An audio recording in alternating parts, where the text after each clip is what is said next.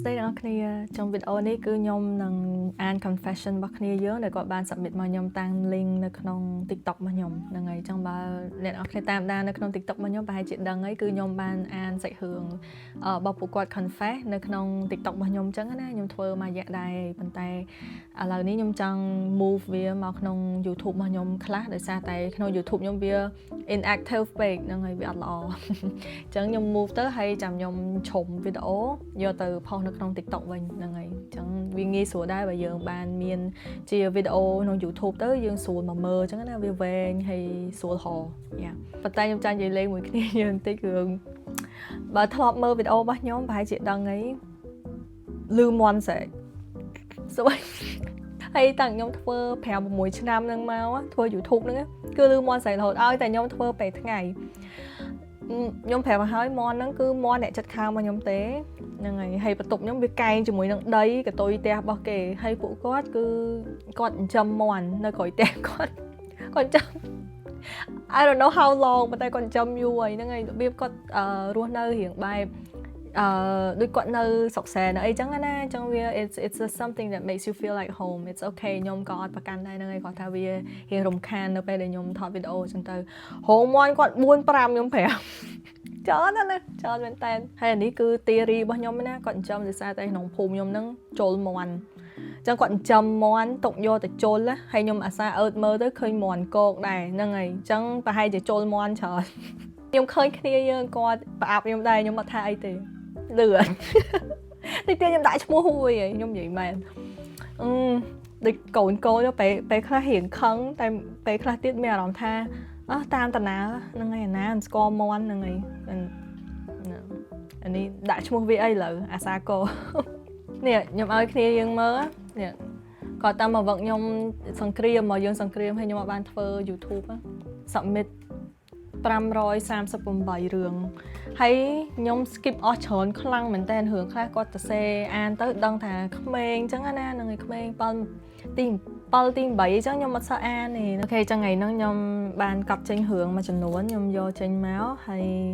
ចាំខ្ញុំអានឲ្យទាំងអស់គ្នាស្ដាប់ខ្ញុំអានឡើងមួយអាទិត្យជាងដែរណាឥឡូវផ្លេចសាច់រឿងពួកគាត់អស់ឥឡូវចាំយើង surprise អ្នកគ្នាអូខេនេះគឺជារឿងទី1របស់គាត់ Hello បងខ្ញុំគឺជា fan បងមកយូរហើយថ្ងៃនេះគឺខ្ញុំមានរឿងចង់ចែករំលែកទៅបងក៏ដូចជាបងប្អូនស្រីៗដូចគ្នា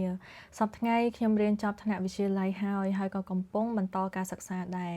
កាលនោះរៀនទី5ខ្ញុំបានក្រាស់បងម្នាក់ដែលគាត់ជាអ្នកជិតខាងជាមួយនឹងគ្នា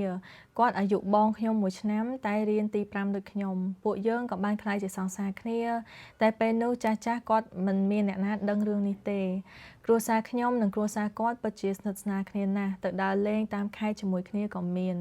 បងប្អូនខ្ញុំហៅម៉ាក់ប៉ាគាត់ថាម៉ាក់ប៉ាពេញមាត់ហើយទៅលេងផ្ទះគាត់ជារៀងរាល់ថ្ងៃខ្ញុំតាក់ទងគ្នាបាន1ឆ្នាំក៏ដឹងឮដល់ចាស់តាំងពីពេលនោះមកពួកយើងក៏បែកគ្នាមិនត្រូវជាអ្វីនឹងគ្នាទៀតទេតែបងប្អូនរបស់ខ្ញុំនៅតែចេញចូលផ្ទះគាត់ធម្មតាកន្លងផុតទៅ4ឆ្នាំខ្ញុំរៀនថ្នាក់ទី9បងអូនស្រីទី3ខ្ញុំបានរៀនថ្នាក់ទី3ថ្ងៃមួយខ្ញុំនៅផ្ទះតែ3នាក់បងប្អូនស្រីទាំង3បងអូនទី3របស់ខ្ញុំបាននិយាយថានាងមានរឿងចង់ប្រាប់ទឹកមុខនាងមើលទៅភ័យហើយក៏អត់ចង់ប្រាប់វិញរហូតតតែខ្ញុំសម្លុតនាងក៏ព្រមនិយាយតែបានឲ្យពួកខ្ញុំសន្យាថាមិនប្រាប់អ្នកណាបងអូនស្រីខ្ញុំយកក្រដាស់មកសរសេរទាំងទឹកភ្នែកសរសេររួចក៏ហុចឲ្យខ្ញុំអានហើយស្ទើរតែប្រេះទ្រូងបងអូនខ្ញុំត្រូវបានគេបំពានទាំងដែរគ្នាទៅតែអាយុ8ឆ្នាំក្នុងក្រដាស់នោះសរសេរថាម្នាក់នោះធ្លាប់ធ្វើអីខ្ញុំអ្វីដែលខ្ញុំនឹកស្មានមិនដល់ម្នាក់នោះគឺជាអិចរបស់ខ្ញុំនាងយំខ្លាំងណាស់ខ្ញុំសួរនាងថាគេធ្វើអ្វីខ្លះពេលនោះអិចខ្ញុំបានហៅឲ្យនាងចូលទៅក្នុងបន្ទប់គាត់ហើយគាត់ក៏ច្រានប្អូនខ្ញុំទៅលើពូករៀបនឹងធ្វើអីហើយតែពេលនោះម៉ាក់គាត់ហៅប្អូនខ្ញុំដោយភ័យផងអីផងលឺហើយប្អូនខ្ញុំរត់ចេញពីបន្ទប់នោះភ្លាម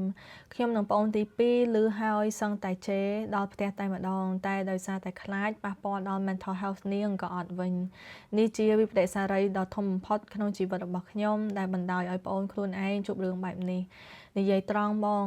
មកដល់ពេលនេះសូម្បីតែម៉ាក់ប៉ាខ្ញុំក៏អត់ដឹងដែរតើខ្ញុំគួរតែយករឿងហ្នឹងទៅប្រាប់ពួកគាត់ឬអត់ហើយក៏សូមផ្ដាំទៅក្មេងស្រីដតីទៀតកុំទុកចិត្តមនុស្សប្រុសទោះបីអ្នកនោះយើងស្គាល់យូរប៉ុណ្ណាក៏ដោយចិត្តមនុស្សមើលមិនឃើញទេថាគេចង់ធ្វើអីមកលើយើងជាចុងក្រោយអរគុណបងដែលបានអានរឿងរបស់ខ្ញុំអរគុណអូនសម្រាប់ការចែកម្លែកសាច់រឿងមួយហ្នឹងរឿងបៀតបៀនផ្លូវភេទនេះមួយគឺជាបញ្ហាមួយដែលធំដុំខ្លាំងមែនតើគឺពិបាកនិយាយខ្លាំងមែនតើសូម្បីតែក្នុងនាមជាអ្នកជនរងគ្រោះឬក៏ដោយប្អូនជាដើមគឺគាត់អ្នកដែល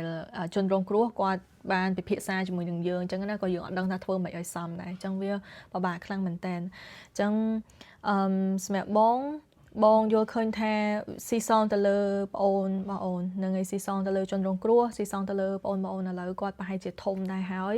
យើងមើលស្ថានភាពគាត់ទៅថាតើគាត់ឥឡូវបែបណាដែរនឹងឯងថាតើ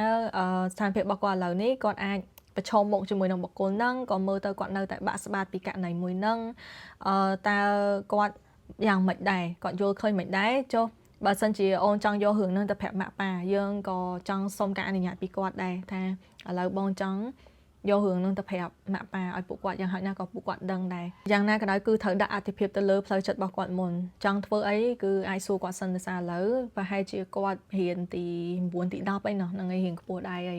ចឹងគាត់ដឹងទៅលើផ្លូវចិត្តរបស់គាត់ដែរចឹងណាចឹងដាក់អត្ថិភាពទៅលើពួកគាត់ហើយសម្រាប់បងគឺបងតែនិយាយចឹងម៉ាក់ប៉ាគឺគាត់ស័ក្តិសមនឹងដឹងរឿងអស់ហ្នឹងពីព្រោះពួកគាត់គឺជាអ្នកការពារទៅលើយើងអញ្ចឹងទោះគាត់ឆ្លើយតបយើងគិតថាគាត់នឹងបដិសេធយើងគាត់នឹងជួយជ្រោមជ្រែងយើងអត់ដឹងថាគាត់នឹងឆ្លើយតបបែបណាទេប៉ុន្តែគាត់គួរណាតែដឹងព្រោះគាត់គឺជាមនុស្សធំចាស់ទុំនៅក្នុងផ្ទះអញ្ចឹងគាត់ត្រូវដឹងតែសួរថាអូនទៅប្រាប់គាត់ direct ហ្មងដែលអត់ប្រាប់ប្អូនក៏ពិបាកដែរនឹងឲ្យខ្លាចប្អូនគាត់ទទួលយកអត់បានអញ្ចឹងណាអញ្ចឹងយើងសុំការព្រមព្រៀងពីគាត់សិន consent អូខេបងសុំទោសខ្លាំងមែនតើដែលមានរឿងអស់ហ្នឹងកើតឡើងពិបាកខ្លាំងបងអត់ដឹងនិយាយពីទិសណាទៅទិសណាបងនិយាយធំហ្មងអញ្ចឹងហើយបងព្យាយាមបង្កើតមាតិកានេះឡើងក៏បងអត់រំពឹងថាមានសាច់រឿងនៃការបៀតបៀននឹងច្រើនដែរបងនិយាយធំហ្មងប៉ុន្តែធ្វើមិនវាជាតថភាពសង្គមយើងគឺអត់ដែលអនុញ្ញាតឲ្យមានការចែកម្លែកទៅលើប្រធានបទមួយហ្នឹងទេវាគេហៅថាជាប្រធានបទដែល taboo គឺអត់ដែលមានអ្នកដែរគាត់ចេញមកនិយាយរឿងអស់ហ្នឹងទាំងកំរោលលេហ្នឹងហើយអ្នកខ្លះគឺគាត់ទៅសេទាំងអាណាមឹកហ្នឹងហើយគាត់នៅរៀងអាម៉ាស់មុខខ្លួនគាត់ទៀតអញ្ចឹងវាខ្ញុំសង្ឃឹមថាមាតិការបស់ខ្ញុំនេះវា break barrier មួយហ្នឹងដែរដើម្បីឲ្យយើងបើកវាជាប្រធានបទសិក្សាហើយយើងចាប់ផ្ដើមនិយាយពីរឿងហ្នឹងទាំងអស់គ្នាដោយសារវាជាបញ្ហាសង្គមដែលគេកាយប្រកបយូរណាស់ហើយគួរណាតែចាប់ផ្ដើមកាយវាឡើងមកវិញមកហេតុអីបានកាយវាកប់ចង់និយាយចឹងព្រោះបញ្ហានេះគឺស្ទើរតែស្ត្រីច្រើនខ្លាំងមែនតើគឺគាត់ជួបរឿងអស់ហ្នឹងអញ្ចឹងណាយ៉ាអញ្ចឹងខ្ញុំសង្ឃឹមថានេះគឺជាជំហានដំបូង a very first step that we take action towards thatចឹងបងក៏សូមជូនពរឲ្យបងប្អូនគឺមានសុខសុវត្ថិភាពណាហ្នឹងហើយមានបញ្ហាអីគឺប្រាប់ម៉ាក់ប៉ាកុំលាក់អូខេហើយបងនិយាយនេះមិនមែនបងនិយាយចោលទេណាមានម៉ាក់ប៉ាច្រើនណាស់ដែលគាត់ comment ក្នុង TikTok របស់បងដែរគាត់ថាប្រាប់ម៉ាក់ប៉ាទៅហើយបងឆែកមើល account ពួកគាត់ឆែកអីចឹងគឺសិតតែម៉ាក់ប៉ាគេយល់អត់ចឹងមានន័យថាគាត់និយាយមិនមែនក្នុងនាមជាកូនទេគាត់និយាយក្នុងនាមជាម្ដាយហ្មងណាគឺថាឲ្យប្រាប់ពួកគាត់អូខេចឹងបងសង្ឃឹមថាទាំងអស់គ្នាគឺមានទឹកចិត្តមួយបើសិនជាមានបញ្ហាអីគឺនិយាយមួយគាត់ទៅណាអូខេចឹងនេះគឺជាសាច់រឿងទី2សាច់រឿងទី2ប្រហែលជារឿង sad ហ្នឹងហើយតែឥឡូវយើងអានទាំងអស់គ្នា sad អីខ្ញុំភ្លេចដែរ Hello បងខ្ញុំគឺជាអ្នកគាំទ្របងយូរដែរចូលចិត្តមើលវីដេអូបងណាស់ថ្ងៃនេះគឺខ្ញុំនិយាយរឿងមួយដែលបានកើតឡើងនៅឆ្នាំមុនខ្ញុំនិងគាត់បានស្គាល់គ្នាតាំងពីថ្នាក់ទី7គាត់ទី9ប៉ុន្តែពួកយើងមិនដែលនិយាយរកគ្នាទេខ្ញុំចាំនៅថ្ងៃមួយគ្រូបានហៅប្រធានថ្នាក់នីមួយៗទៅប្រជុំខ្ញុំនិងគាត់ជាប្រធានថ្នាក់ដូចគ្នាគ្រូបានឲ្យខ្ញុំនិងគាត់ទៅទិញរបស់មួយចំនួនសម្រាប់រៀបចំបន្ទប់ហើយពួកយើងក៏បានទៅទិញសម្ភារៈធម្មតាដល់ហើយទិញបានរៀងច្រើនដែរតែគាត់ឲ្យខ្ញុំកាន់តែរបស់ស្រាលៗគាត់វិញដើរកាន់ឡើងពេញដៃដើរមិនចង់រួច ពេលនោះខ្ញុំក៏មានអារម្មណ៍ល្អតិចដែរតែពេលមកដល់សាលាវិញស្រាប់តែមិត្តភ័ក្ដិខ្ញុំនិងមិត្តភ័ក្ដិគាត់បានបង្អាប់ថាសមគ្នាហើយថាគាត់ហ្នឹងគឺក្រាស់ខ្ញុំអីចឹងទៅតែពេលហ្នឹងគឺខ្ញុំធ្វើធម្មតាពួកយើងក៏បំបែកគ្នាទៅថ្នាក់រៀងខ្លួនខ្ញុំនិងគាត់ក៏ជួបគ្នាជារឿយៗមិនហ៊ាននិយាយរកគ្នាទេខ្លាចមិត្តភ័ក្ដិបង្អាប់ចៃដន្យខ្ញុំនិងគាត់ជួបគ្នារហូតដូចនិយាយអញ្ចឹងមិនហ៊ានសូម្បីតែមើលមុខគ្នាផងតែកិច្ចមិនផុតពីមិត្តខ្ញុំនិងមិត្តគាត់ទេឲ្យតែឃើញពីអ្នកយើងដើរជួបគ្នាដឹងតែស្រែកបង្អាប់លឺពេញហ្នឹងពេលគេបង្អាប់អញ្ចឹងក៏រៀងមានចិត្តឲ្យគាត់តិចដែរតាំងពីពេលនោះមកខ្ញុំនិងគាត់ក៏ស្និទ្ធស្នាលគ្នាខ្លាំងដែរដោយសារតែកិច្ចការសាលាជួបគ្នាញឹកញាប់លេងឆាតជាមួយគ្នាជិត1ឆ្នាំដែរហើយគាត់ក៏បានសុំខ្ញុំធ្វើសង្សារគាត់ថាស្រឡាញ់ខ្ញុំតាំងពីឃើញដំបូងខ្ញុំមិនសូវជឿគាត់តែក៏ព្រមធ្វើសង្សារនឹងគាត់ទៅពួកយើងតាក់ទងគ្នាយូរដែរពួកយើងគឺស្រឡាញ់គ្នាណាស់គាត់តែងតែ take care ខ្ញុំយកចិត្តទុកដាក់នឹងខ្ញុំស្ទើរគ្រប់ពេលហើយគាត់គឺជាមនុស្សល្អដែរហើយគាត់ក៏ជាមនុស្សល្អដែលខ្ញុំបានជួបខ្ញុំពិបាកចិត្តរឿងសិក្សាឬរឿងអ្វីផ្សេងគាត់តែងតែនៅក្បែរមើលថែលួងលោមខ្ញុំរហូតចាប់ពីពេលនោះទៅពួកយើងក៏តាក់ទងគ្នារហូតដល់ខ្ញុំទី12ហើយគាត់ឆ្នាំទី2ពេលនោះយើងទៅដឹងថាម៉ាក់ប៉ាខ្ញុំនិងម៉ាក់ប៉ាគាត់មិនត្រូវគ្នាពួកយើងមិនដឹងពួកគាត់ឆ្លោះគ្នារឿងអីទេដឹងតែថារឿងធំចាប់ពីពេលដឹងរឿងនោះមកខ្ញុំចាប់ផ្ដើមមិនស្រួលចិត្តដោយសារតែគ្រួសារខ្ញុំជាមនុស្សតឹងរឹងណាស់ជាពិសេសជាមួយនឹងគ្រួសារគាត់ដែលមានបញ្ហាជាមួយនឹងគ្នារឿងខ្ញុំនិងគាត់បានដឹងឮដល់បងស្រីខ្ញុំនិងម៉ាក់បងស្រីខ្ញុំថាមិនអ្វីទេតែគាត់ឲ្យខ្ញុំយកទៅគិតរឿងរវាងសង្សារខ្ញុំថាទៅមុខជាមួយនឹងគ្នាកើតឬអត់ប៉ុន្តែម៉ាក់បានស្ដីបន្ទោសឲ្យខ្ញុំហើយក៏ថារឿងខ្ញុំមិនអាចបន្តទៅមុខកើតទេបើប៉ាខ្ញុំដឹងនឹងមានរឿងធំចំពោះគ្រួសារទាំងពីរបន្ទាប់ពីពេលនោះមកសង្សារខ្ញុំតែងតែលួងលោមថារឿងរវាងគ្រួសារទាំងពីរគាត់អាចដោះស្រាយបានខ្ញុំបានជឿលើគាត់ទៅនិយាយរឿងយើងប្រាប់គ្រួសារគាត់ហើយគ្រួសារគាត់និងគាត់បានឆ្លោះគ្នាយ៉ាងខ្លាំងដោយសារតែរឿងពួកយើងហើយខ្ញុំក៏មានអារម្មណ៍ថាខ្លាចពិបាករឿងពួកយើងមិនអាចបន្តនឹងស្មុគស្មាញរឿងបាក់ឌុបផងខ្លាចគ្រួសារទាំងពីរផងមានរឿងជាមួយនឹងគ្នាកាន់តែខ្លាំងខ្ញុំយករឿងរ៉ាវនេះទៅគិតហើយគិតម្ដងទៀតខ្ញុំក៏សម្រេចចិត្តសុំគាត់បែកគ្នាពេលនោះគឺគាត់ប្រកែកខ្លាំងណាស់នៅនិយាយថាជឿគាត់អាចដោះស្រាយបានពេលនោះខ្ញុំសម្រេចចិត្តច្បាស់ហើយថាបែកគ្នាជាមួយនឹងគាត់ខ្ញុំក៏ព្យាយាមបិទការតាក់ទងជាមួយនឹងគាត់ទាំងអស់គាត់តែងតែមករងចាំខ្ញុំនៅមុខសាលាជារឿយៗតែខ្ញុំព្យាយាមគេចមុខពីគាត់រហូតអស់មួយរយៈធំគាត់ក៏លែងតាក់ទងមករកខ្ញុំទៀតខ្ញុំក៏មិនសូវចាប់អារម្មណ៍រឿងនឹងដែរក៏ហីទៅណាមួយរឿងត្រៀមប្រឡងផងរឿងគ្រួសារខ្ញុំក៏រៀងធ្វើចិត្តនឹងគាត់ផ្ដោតទៅលើការសិក្សាព្រោះចិត្តដល់ថ្ងៃប្រឡងហើយចាប់ពីពេលនោះមកខ្ញុំក៏បានបាត់មុខគាត់រហូតកាត់ផ្ដាច់ទំនាក់ទំនងទាំងស្រុងរហូតដល់ខ្ញុំប្រឡងចប់ខ្ញុំមិនដឹងថាជ្រើសរើសត្រូវឬខុសទេជាចុងក្រោយបើគាត់បានឃើញរឿងនេះហើយគឺខ្ញុំចង់ប្រាប់ថាអូនសុំទោសបងពិតជាសុំទោសពិតមែនសង្ឃឹមថាបងនឹងយល់ and thank you so much បង for reading this story ខ្ញុំចូលចិត្តអានរឿងដែលគេស្រឡាញ់គ្នាយល់ដល់ពេលអានរឿងដែលគេបែកគ្នា I can't បើតាមអានទៅគឺម៉ាក់ប៉ាទាំងសងខាងគឺគាត់អត់ពេញចិត្តហ្មងហ្នឹងហើយអាចនឹងថ្ងៃមុខទៅប្រហែលជាខាងប្រុសគាត់និយាយថាគាត់អាចបញ្ចុះបញ្ចូលបានអញ្ចឹងណាអូខេ maybe ប៉ុន្តែមិនដឹងថាជោគជ័យអត់ទេយើងមិនដឹងថាម៉ាក់ប៉ាគាត់នឹងយោគយល់ប៉ុណ្ណាហើយតួយើងយោគយល់ជានីជាមួយនឹងគ្នាក៏ដោយក៏អញ្ចឹងថាការអតីតកាលគឺគាត់នៅតែធ្លាប់ឆ្លោះគ្នាអញ្ចឹងណាអញ្ចឹងវាពិបាកអញ្ចឹងពិបាកខ្លាំងមែនតើបងយល់ខាងប្រុសតែគាត់ចឹងថាមានក្តីសង្ឃឹមគាត់គិតថាអូខេគាត់នឹងអាចធ្វើបានគាត់នឹងពុះពៀបានដើម្បីទាំងពីរនាក់ប៉ុន្តែបងក៏យល់ខាងអូនដែរដែលអូនអត់ចង់ឲ្យញ៉ៃញ៉ៃនឹងអត់ចង់ឲ្យរឿងធំហើយស្មុគស្មាញប៉ះពាល់ដល់ការសិក្សាប៉ះពាល់ដល់គាត់ប៉ះពាល់គ្រប់គ្នាទាំងអស់នឹងអីចឹងអូនខ្លាចនឹងឲ្យខ្លាចរឿងធំជាងនឹងទៀតចឹងអូនក៏សុខចិត្តនឹងឲ្យលះបង់ចឹងណាអូខេហ្នឹងហើយចឹងសាច់ខ្លាំងមែនអូខេនេះគឺជាសាច់រឿងទី3គឺខ្ញុំនឹងអានសួស្តីបងខ្ញុំគឺជា fan បងម្នាក់ដែរតាំងពីបងនិយាយរឿងឃាតកម្មដំបងចង់ចែករំលែករឿងមួយទៅកាន់បងអធិស្ឋានផងបងខ្ញុំមិនសូវចេះសរសេររៀបរាប់ឲ្យក្បោះក្បាយនោះទេខ្ញុំបានឃើញបងផុសសាច់រឿងនៅផាត11ដែលស្រដៀងនឹងរឿងខ្ញុំមែនតែនចូលដល់សាច់រឿងខ្ញុំបានចាប់អារម្មណ៍បុរស ម្នាក់ដែលត្រូវជាមិត្តភក្តិបងថ្លៃរបស់ខ្ញុំតាំងពីខ្ញុំរៀនទី9ពេលនោះគាត់តែងតែមកលេងផ្ទះខ្ញុំដើម្បីជួបជុំគ្នាផឹកស៊ីពួកខ្ញុំចាប់ផ្ដើមស្គាល់គ្នានិងឆាតនិយាយជាមួយនឹងគ្នាបានមួយរយៈគាត់ក៏ចាប់ផ្ដើមសុំខ្ញុំតាក់ទងគ្នាគាត់តែងតែហៅខ្ញុំទៅជួបតែខ្ញុំមិនដែលបានទៅទេតែមិនបានប៉ុន្មានខ្ញុំក៏បានផ្ដាច់ទំនាក់ទំនងពីគាត់វិញដោយសារតែខ្លាចអ្នកផ្ទះដឹងបន្ទាប់មកខ្ញុំក៏បានប្រឡងចប់ទី12គាត់ក៏ចេះតែឆាតមកខ្ញុំរឿងប្រឡងសួរខ្ញុំតែខ្ញុំមិនបានឆ្លើយតបទេខ្ញុំអាយុ17ឆ្នាំបន្ទាប់ពីមួយរយៈក្រោយទៀតនៅឆ្នាំ2025គាត់បានចាប់ផ្ដើមមកលេងផ្ទះខ្ញុំម្ដងទៀតពី3ថ្ងៃជាប់គ្នាគាត់ក៏ហៅខ្ញុំទៅអង្គុយលេងនិយាយគ្នាជុំគ្នាផឹកស៊ីគាត់ក៏បានព្យាយាមមកស្និទ្ធស្នាលជាមួយនឹងខ្ញុំម្ដងទៀតយើងក៏ចាប់ផ្ដើមឆាតលេងជាមួយនឹងគ្នាបាន2-3ថ្ងៃបងដឹងអត់គាត់បានឆាតនិយាយជាមួយនឹងម៉ាក់ខ្ញុំថានឹងចូលស្ដីដណ្ដឹងខ្ញុំ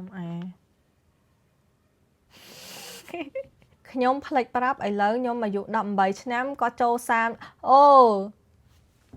ពេលខ្លះបើគាត់អាយុ30ហើយគាត់នៅគិតថាញ៉ែមួយម៉ាត់ពីរម៉ាត់ឲ្យចូលស្ដីជារឿងដែលត្រឹមត្រូវអូខេតែថាក្មេងអាយុ5-10វាឥឡូវវាស៊ីវិល័យជាងនឹងហង This is so crusty ass backwarded 18th century stuff និយាយបានមួយអាទិត្យពួកយើងក៏បានភ្ជាប់ពាក្យជាមួយOh my god និយាយបានមួយអាទិត្យពួកយើងក៏បានភ្ជាប់ពាក្យជាមួយនឹងគ្នាពីមួយខែដំបូងគាត់ពិតជាល្អជាមួយនឹងខ្ញុំនិងគ្រួសារខ្ញុំណាស់បាន3ខែខ្ញុំក៏ចាប់បានគាត់លួចតាក់ទងជាមួយនឹងស្រីម្នាក់ដែលនៅជិតផ្ទះគាត់ Oh my god គាត់បានសុំឱកាសឲ្យខ្ញុំលើកលែងនិងមិនឲ្យនិយាយប្រាប់អ្នកណាទាំងអស់ខ្ញុំក៏បានលើកលែងតែមិនបំភ្លេចមកដល់យប់មិញខ្ញុំបានចាប់បានគាត់ឆាតបបួលស្រីមកណាត់ជួបគ្នាម្ដងទៀតមិនមែន1នាក់ឬក៏2នាក់ទេគឺលើសពី3នាក់គាត់មិនបាននិយាយបកស្រាយឬលួងលោមអ្វីទាំងអស់និងមិនទទួលស្គាល់ពីអ្វីដែលគាត់បានធ្វើនៅមានរឿងជាច្រើនទៀតតែខ្ញុំនិយាយមិនអស់ទេបងអើយខ្ញុំមិនដឹងថាគួរបន្តដោយបែបណាឬបញ្ចប់របៀបម៉េចមនុស្សកាន់តែចាស់ល្បិចក៏ច្រើនរឿងពីមុនផឹកស៊ីស្រីញីមិត្តភ័ក្តិខ្ញុំមិននិយាយតែឥឡូវគាត់មិនដែលមានពេលវេលាឲ្យខ្ញុំសូម្បីតែ1ម៉ោងទៅក្រៅរកស្រីផឹកស្រវឹងរាល់ថ្ងៃ31ថ្ងៃមួយខែពេញ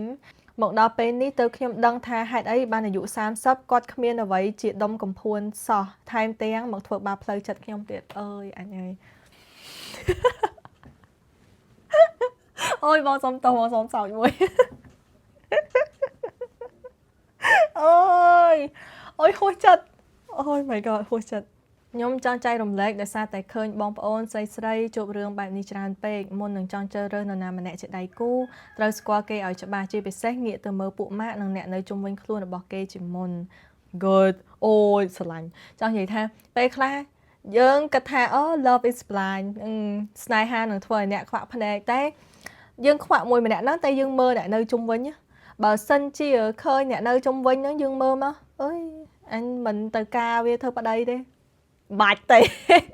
គឺមកពួកហ្នឹងបាច់ហ្មងទៅ like they have the same mentality fundamentally វាមានកម្រិតទូចមួយដែលពួកគាត់គឺមានគំនិតដូចគ្នាបានគាត់អាចចោះសម្រងគ្នាដើរលេងនៅផឹកស៊ីនៅអីរាល់ថ្ងៃហ្នឹងទៅឲ្យអាយុ30អីហ្នឹងអូយសុំបងអូយ cannot តែបងសំទោសហងហ្នឹងហើយបងសោចបងអីហ្នឹងបងអត់សោចចំអកទៅអូនទេបងដឹងថាអូនកាលហ្នឹងគឺនៅក្មេងសូម្បីឥឡូវក្រោយក៏នៅក្មេងដែរត្រូវអត់អាយុ18 20ឆ្នាំអីហ្នឹងគឺនៅក្មេងខ្ចីទេប៉ុន្តែក្នុងសង្គមប្រទេសខ្មែរយើងគឺចង់ថាអាយុ20ឆ្នាំមនុស្សស្រីគឺត្រូវតែដឹងគ្រប់រឿងត្រូវតែចេះគ្រប់យ៉ាងទាំងអស់ហ្នឹងហើយអត់ចេះគឺអត់បានទេតែទៅភ្ជាប់ពាក្យទៅអីហ្នឹងគឺយើងហ្នឹងហើយបញ្ហារបស់យើងហ្នឹងជាអ្នកសម្រេចចិត្តយើងហ្នឹងត្រូវដឹងគ្រប់យ៉ាងយើងអ្នកហើផ្លូវហ្នឹងអីចឹងទៅទាំងមានម៉ាក់ប៉ាមានអីមនុស្សចាស់នៅអីជួយមើលគាត់អត់មើលគាត់ទៅចាក់បដ ாய் តាមអាប៉ែហ្នឹងអីចឹងទៀតវាពិបាកអញ្ចឹងដែរអញ្ចឹងណាហ្នឹងហើយអញ្ចឹងបងអត់ស្ដីបន្ទោសទេសង្ឃឹមថាអូនកុំគិតថាបងសោកចំអកអីចឹងណាបងមិនសោកចំអកឲ្យបងអានទៅវាហួសចិត្តហ្នឹងអត់អីទេអត់មានអីត្រូវធ្វើឲ្យអូនឥឡូវបានធំតែនៅតែភ្ជាប់ពាក្យផ្ដាច់ពាក្យចោលទៅយើងបាច់ភ័យទេយើងធ្វើអីទៅតាមការសម្រេចចិត្តរបស់យើងទៅកុំគិតអីច្រើនត្រូវផ្ដាច់ពាក្យផ្ដាច់អូ អូខេចឹងនេះគឺជារឿងទី4ដែលខ្ញុំនឹងអានឲ្យអ្នកនរគ្នាបងខ្ញុំចង់ចែករំលែករឿងខ្លះតាំងពីតូចមកអ្នកណាក៏ថាខ្ញុំមកដូចបងស្រីជីដូនមួយខ្ញុំណាស់ហើយកាលពីក្មេងខ្ញុំមានមិត្តក្មេងៗហើយគេថាខ្ញុំមិនមែនជាកូនបង្កើតម៉ាក់ប៉ាខ្ញុំទេខ្ញុំយំហើយត្រឡប់មកផ្ទះវិញក៏សួរពួកគាត់ថាគាត់រើសខ្ញុំមកចិញ្ចឹមមែនគាត់ថាខ្ញុំជាកូនបង្កើតគាត់តើខ្ញុំក៏ឈប់គិតហើយបំភ្លេចចោលដល់ឥឡូវខ្ញុំដើរម្នាក់ឯងព្រោះតាំងពីមានម្នាក់ដូរចូលសង្គមសល់តែ3នាក់ទេហើយគេដើរ2នាក់ចឹងខ្ញុំដើរតែម្នាក់ឯងពេលខ្ញុំនិយាយជាមួយនឹងគេអត់សូវចង់និយាយជាមួយនឹងខ្ញុំទេមិត្តម្នាក់ក្នុងនោះបានប្រាប់ម៉ាក់ខ្ញុំថាខ្ញុំអត់ចូលរៀនទេម្សិលមិញហើយម្សិលមិញហ្នឹងខ្ញុំខ្ជិលហើយក៏អត់បានទៅរៀនមួយថ្ងៃទៅហើយស្អែកឡើងម៉ាក់គាត់ស្ដីឲ្យខ្ញុំរហូតដល់ពាក្យមួយគាត់ថាខ្ញុំមិនមែនជាកូនគាត់ទេខ្ញុំក៏ចាប់ផ្ដើមស្រក់ទឹកភ្នែកហើយមិនជឿបន្ទាប់ពីគាត់ស្ដីឲ្យខ្ញុំច្រើនហើយគាត់ក៏ដើរចេញទៅហើយខ្ញុំក៏ដើរចូលទៅក្នុងបន្ទប់និងគិតថាគាត់គ្រាន់តែនិយាយកុហកខ្ញុំមិនអស់ចិត្តក៏ខ្ញុំចេញទៅក្រៅបន្ទប់សួរប៉ាខ្ញុំថាខ្ញុំមិនមែនជាកូនបង្កើតទេមែនសួរផងយំផងគាត់ប្រាប់ខ្ញុំថាខ្ញុំមិនមែនជាកូនបង្កើតទេ Oh my god ហើយគាត់បានយកខ្ញុំមកចិញ្ចឹមតាំងពីតូចខ្ញុំក៏យំរត់ចូលបន្ទប់គិតហើយគិតទៀតមិនអស់ចិត្តខ្ញុំក៏ទៅសួរប៉ាម្ដងទៀតចម្លើយនៅតែដដែលខ្ញុំតាមពិតគឺជាកូនម្ដាយមីងខ្ញុំគាត់យកខ្ញុំមកចិញ្ចឹមព្រោះពេលនោះម្ដាយបង្កើតរបស់ខ្ញុំត្រូវជាប្អូនស្រីប៉ាខ្ញុំគ្រួសារគាត់ពេលនោះកូនច្រើនជីវភាពមិនសូវធូរធារអញ្ចឹងបានគាត់ឲ្យខ្ញុំទៅប៉ាខ្ញុំចិញ្ចឹមខ្ញុំក៏សួរគាត់ថាបើគ្មានថ្ងៃនេះមួយជីវិតនេះនឹងប្រាប់ខ្ញុំអត់គាត់ថាគាត់នឹងប្រាប់នៅពេលដែលខ្ញុំអាចរស់នៅដោយគ្មានគាត់អាចចិញ្ចឹមខ្លួនឯងបានខ្ញុំក្រោយពីដឹងហើយខ្ញុំស្លុតចិត្តណាស់ទទួលយកអ្វីមិនបានទេ17ឆ្នាំមកនេះខ្ញុំមិនមែនជាកូនបង្កើតគាត់ទេហើយខ្ញុំបែរជាសាច់បង្កើតជាមួយនឹងបងប្អូនជីដូនមួយរបស់ខ្ញុំទៅវិញខ្ញុំឆ្នាំប្រឡងហើយនៅពេលដឹងរឿងអញ្ចឹងទៀតខ្ញុំស្ទើរឆ្កួតគ្មានកម្លាំងចិត្តក្នុងជីវិតទៀតទេខ្ញុំពិបាកទទួលយកណាស់បងអើយមិត្តដែលយល់ចិត្តពេលនេះក៏លែងអាចប្រាប់រឿងនៅក្នុងចិត្តបានគេមានមិត្តថ្មីចោលខ្ញុំហើយម៉ាក់ប៉ាបង្កើតខ្ញុំមិនទាន់ដឹងថាខ្ញុំដឹងការពិតមួយនេះទេអូយយបងអត់ដឹងនិយាយមិនឲ្យសមអញ្ចឹងណាហ្នឹងហើយអញ្ចឹងហ្នឹងហើយបងធ្លាប់តែឮសាច់រឿងដែលម៉ាក់ប៉ាដែលគាត់ចិញ្ចឹមកូនគាត់អត់ដឹងថាត្រូវធ្វើមិនអញ្ចឹងណាធ្លាប់ឮតែសាច់រឿងពីម៉ាក់ប៉ាដែលគាត់យកកូនយកមកចិញ្ចឹមតែបងអត់ដែលឮសាច់រឿងកូន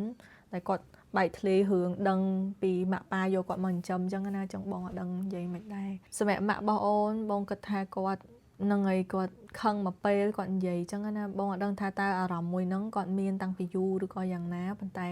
អត់គួរនិយាយសោះពាក្យអញ្ចឹងណាពីព្រោះគួរការនិយាយរឿងមួយហ្នឹងគឺគួរណាតែចង់ថាដល់ពេលវេលាមួយគឺហៅគាត់មកនិយាយដើម្បីប្រាប់គាត់ការពិតចឹងទៅថាអូខេគាត់ចិញ្ចឹមគាត់អីចឹងប៉ុន្តែនេះគឺគាត់និយាយនៅពេលដែលគាត់ខឹងហើយគាត់ចង់និយាយដល់ពេលគាត់ខឹងគាត់ទៅនិយាយថាមិនមែនកូនអញទេចឹងវាទៅជារឿងមួយដែលថាគាត់ស្អប់ទៅលើកូននឹងថាមិនមែនកូនគាត់មិនអីចឹងទៅម៉ាក់ប៉ាអត់គួរអញ្ចឹងសោះហ្នឹងហើយបើតាមបងគិតថាបងអត់គិតថាគាត់អត់គួរនិយាយអញ្ចឹងសោះវាខុសពេលខុសវេលាអញ្ចឹងណាប៉ុន្តែដោយប៉ាអូននិយាយចឹងភាគច្រើនបងឃើញម៉ាក់ប៉ាដែលគាត់ចិញ្ចឹមកូនគាត់និយាយថានៅពេលដែលហឹងមាំនៅពេលដែលគាត់រៀនចប់ហើយមានការងារធ្វើមានអីចឹងមិនគាត់ប្រាប់នឹងហើយភាគច្រើនបងឃើញពួកគាត់សម្រាប់ចិត្តអញ្ចឹងបងក៏អត់ដឹងថាមូលហេតុអីដែរអញ្ចឹងណាប៉ុន្តែវាជាជំរឿរបស់ពួកគាត់បងក៏អត់ដឹងថាគាត់គិតមិនណាបងគិតថាម៉ាក់ប៉ាអូនគួរណារៀបចំនិយាយស្រួលបួរទៅលើរឿងហ្នឹងកុំឲ្យនៅឲ្យអូនមានអារម្មណ៍តបប្រមល់អញ្ចឹងណាទោះវាសែតវាការពិតវាយ៉ាងណាក៏ដោយក៏យើងត្រូវតែមានការអង្គុយនិយាយគ្នា3នាក់និយាយទៅលើរឿងហ្នឹងទាំងអស់គ្នាហើយតើយើងនឹងធ្វើអីបន្តហ្នឹងហើយអញ្ចឹងនៅពេលដែលយើងនិយាយទៅគឺគាត់នឹងថាកូននៅតែជាកូនរបស់ម៉ាក់របស់ប៉ាអញ្ចឹងណាហ្នឹងហើយម៉ាក់ប៉ាក៏នៅតែជាម៉ាក់ប៉ារបស់អូនរបស់កូនរបស់អីចឹងទៅហ្នឹងហើយយើងនិយាយមួយគ្នាអញ្ចឹងវាល្អជាងប៉ុន្តែมันងាយទេដោយសារអីនៅក្នុងស្រុកខ្មែរគឺយើងអត់ដែល show affectionate គឺនៅស្រុកខ្មែរគឺអត់ដែល show affection ទេគឺអត់បញ្ចេញអត់និយាយអត់អីសោះសុខចិត្តនឹងហើយហីទៅតាមតាណាអញ្ចឹងទៅស្រុកខ្មែរគឺអត់សូវនិយាយទៅលើអារម្មណ៍ផ្លូវចិត្តអញ្ចឹងណាហ្នឹងហើយប៉ុន្តែបងសង្ឃឹមថាអូនគុំគិតច្រើនទៅលើវាធ្វើមិនបើការពិតគឺវាបែបហ្នឹងហើយហើយគាត់អត់ ពីគ្រោះជាមួយនឹងយើងអត់ communicate មួយយើងធំត្រូវអញ្ចឹងណាវាពិបាកខ្លាំងមែនតើចាំបងសង្ឃឹមថាម៉ាក់ប៉ាបងអូនគឺនឹងព្យាយាមនិយាយជាមួយនឹងអូនទៅលើរឿងហ្នឹងបានច្រើនហើយ reassure ទៅលើផ្លូវចិត្តអូនថាអូននៅតែជាកូនរបស់គាត់អញ្ចឹងហ្នឹងហើយពួកគាត់ក៏នៅតែជាម៉ាក់ប៉ាបងអូនអញ្ចឹងដែរហើយសម្រាប់បងគឺបងមិនចម្លែកអីទេបងអត់ដឹងថាមិត្តភ័ក្ដិអូនគិតថាគាត់តែយកកូនចិញ្ចឹមរឿងចម្លែកវាអត់មានរឿងអីត្រូវចម្លែកទេសម្រាប់បងគិតថាពួកគាត់ក៏ស្រឡាញ់អូនដែរដែលគាត់ចិញ្ចឹមអូនទោះថាកូនបកើតមិនបកើតក៏ដោយប៉ុន្តែឲ្យតែយើងស្រឡាញ់យល់ឲ្យតែយើងស្រឡាញ់យើងថែទាំយើងផ្គត់ផ្គង់គឺមានន័យថាយើងស្រឡាញ់ហើយនឹងអីចឹងទោះឈាមបកើតមិនឈាមបកើតក៏ដោយឲ្យតែចឹងថាមានក្តីអាណិតមានក្តីស្រឡាញ់គឺវាល្អវាជាភាពកក់ក្ដៅមួយនៅក្នុងជីវិតរបស់យើងចឹងណាហើយពួកគាត់ក៏មិនមែនមានន័យថាគាត់មនុស្សអាក្រក់ដែរព្រោះគាត់ជួយចិញ្ចឹមនឹងអីចឹងមានន័យថាគាត់ស្រឡាញ់អូនដូចកូនចឹងកុំគិតច្រើនណាចឹងប្រហែលជាម៉ាក់គាត់ខឹងមកពេលwhenគាត់ធ្លោយមាត់និយាយចឹងទៅប៉ុន្តែញ៉ាបើបងជាម៉ាក់អូនក៏បងសុំទោសអូនដែរដែលនិយាយបែបហ្នឹងអញ្ចឹងណាហ្នឹងហើយអញ្ចឹងសង្ឃឹមថាយើងយកយល់គ្នាបន្តិចបន្តួចហ្នឹងហើយយកយល់ទៅម៉ាក់ទៅប៉ាទៅហើយកុំអន់ចិត្តទៅលើគាត់នៅតែជាម៉ាក់ប៉ាបងអូនអញ្ចឹងណាអញ្ចឹងខ្ញុំនឹងអានសាច់រឿងទី5ហើយខ្ញុំសូមនិយាយប៉ុណ្្នឹងទេសួស្តីបងខ្ញុំគឺជាប្រិយមិត្តម្នាក់របស់បងអស់រយៈពេល4ឆ្នាំកន្លងមកហើយសម្រាប់ថ្ងៃនេះគឺខ្ញុំមានរឿងដ៏សែនអាម៉ាស់មួយដែលខ្ញុំមិនហ៊ានប្រាប់នរណាទាំងអស់ខ្ញុំមានអាយុ18ឆ្នាំហើយឥឡូវនេះប៉ុន្តែរឿងរ៉ាវដែលបានកើតឡើងគឺខ្ញុំជួបកាលពីខ្ញុំអាយុ14ឆ្នាំខ្ញុំចាំបានថាកាលនោះដើរតាមផ្លូវសុកស្រាប់តែមានពូលក់លៀហាលម្នាក់វ័យប្រហែលជាអាយុ30ក្រាស់បានជិះម៉ូតូមកចាប់គូរបស់ខ្ញុំ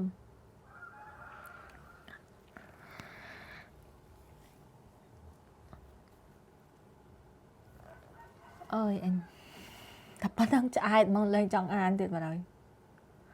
ដៃមកខាងជិះម៉ូតូឯមកខាងទៀតបៀតបៀនលេងសិត multitasking ចឹងជិះម៉ូតូបដើទៅប៉ះគេបដើអញអើយ